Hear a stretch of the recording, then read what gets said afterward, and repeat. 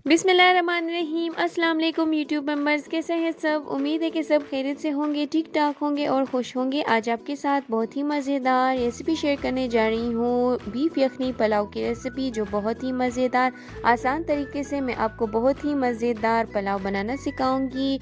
Video को and तक देखिएगा ताकि आप रेसिपी के किसी स्टेप को भी मिस ना करें। तो इस मज़ेदार से पुलाव को बनाइए और अपने प्यारों को खिलाइए। कमेंट सेक्शन में ज़रूर हमारे साथ अपना फीडबैक शेयर करते रहिए ताकि आपको ये रेसिपी बना के कैसी लगी और आपने जिनको खिलाई है उनको भी कैसी लगी है ये रेसिपी, हमारे साथ ज़रूर शेयर कीजिएगा। इस वीडियो पर लाइक और कमेंट ज़रूर कीजिएगा और आगे भी शेयर कर दीजिए। तो चलते हैं और इस रेसिपी को बनाते हैं।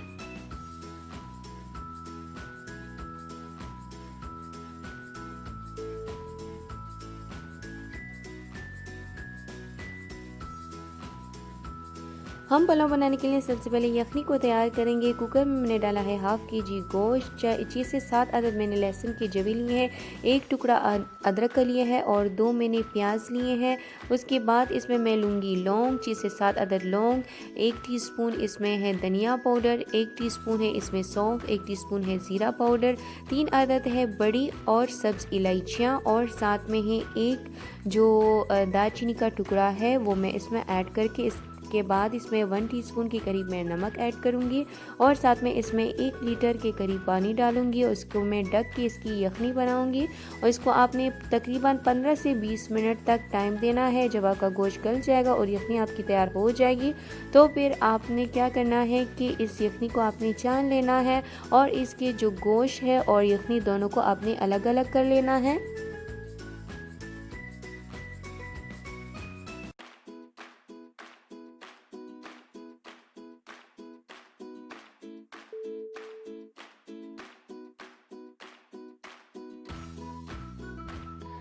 हाफ़ केजी हम इसमें लेंगे सेला राइस और हम इसको 1 घंटे पहले भिगोकर रख देंगे।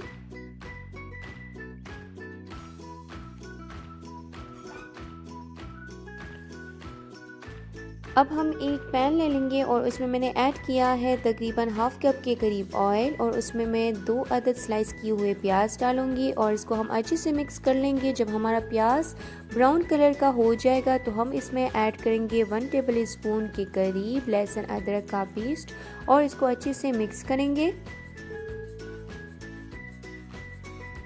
अब हम इसमें ऐड करेंगे जो गोश्त हमने अलग करके पका के रखा था, वो हम इसमें ऐड करके इसको अच्छे से भूनेंगे।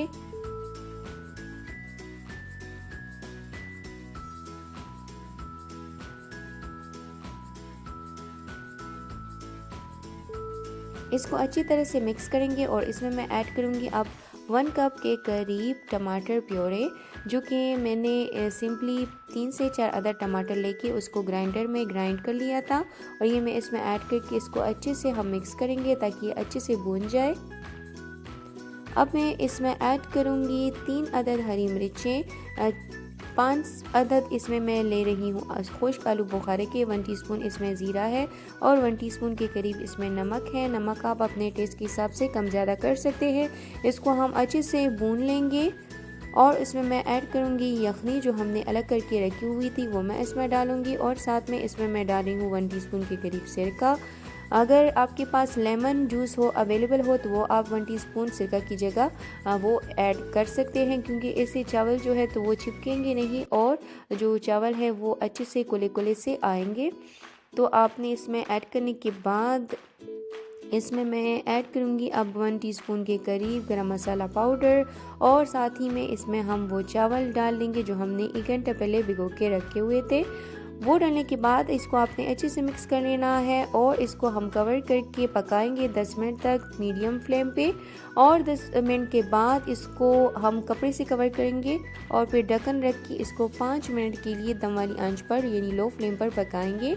और जब हम चावलों को दम दे देंगे तो जब चावल का सारा पानी जो खुश्क हो जाएगा तो चावल हमारे बिल्कुल डन है और रेडी है। आप इसका दाना चेक कर सकते हैं, बहुत ही मज़ेदार बने हैं, कुले कुले से, बिल्कुल भी एक दूसरे के साथ चिपके हुए नहीं हैं। आप इसको मस्ट ट्राई कीजिएगा। मुझे उम्मीद है कि आपको मेरी रेसिपी ज़रूर पसंद आएगी। अगर आपको ये रेसिपी पसंद आ जाए तो इस वीडियो पर लाइक और कमेंट ज़रूर कीजिएगा, इसको आगे भी शेयर कर दीजिएगा। अगर अभी तक मेरे चैनल को सब्सक्राइब नहीं किया तो प्लीज़ मेरे चैनल को सब्सक्राइब कीजिए और बेल आइकन को प्रेस करना ना भूलिएगा ताकि नई अपलोड होने वाली वीडियोज़ की नोटिफिकेशन आपको मिलती रहे। मुझे दीजिए इजाज़त। अपना बहुत सारा ख्याल रखिएगा। हाजिर होंगे नेक्स्ट टाइम किसी अच्छी रेसिपी को आपके साथ शेयर करने के लिए। अपना बहुत सारा ख्याल रखिएगा, दुआ में याद रखिए। अल्लाह हाफिज़।